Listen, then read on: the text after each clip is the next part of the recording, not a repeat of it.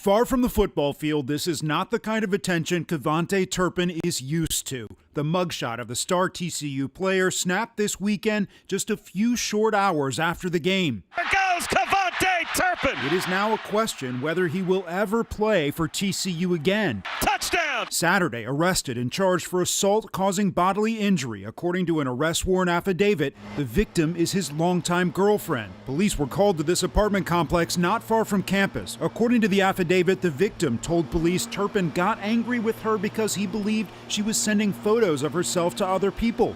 She said he dragged her, slammed her to the ground, causing pain, and they started to wrestle. We spoke to another witness here at the complex who said they took the victim into their apartment and called police at her request. She was crying, wearing nothing but a t-shirt, shorts, and no shoes on a cold evening.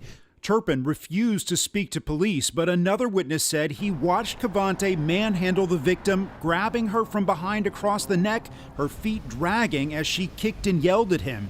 22-year-old Turpin has been a standout for TCU, a wide receiver with NFL promise who has electrified fans, posting big moments to his own Twitter page. It's Turpin time! But this morning on a conference call, TCU coach Gary Patterson said he has been suspended. He's suspended.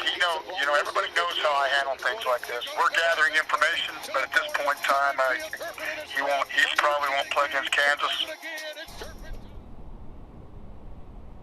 And late this afternoon, another bombshell. We've learned this is not Turpin's first arrest. We have a mugshot and documents from an arrest back in March in New Mexico. Under very similar circumstances, Turpin was charged with battery of a household member, but he never showed up to court to face those charges. So he has been playing for TCU this season with an open bench warrant. We asked the university if the team was aware of that, and they have not yet answered that question. Live in Fort Worth, Bradley Blackburn, Channel 8 News.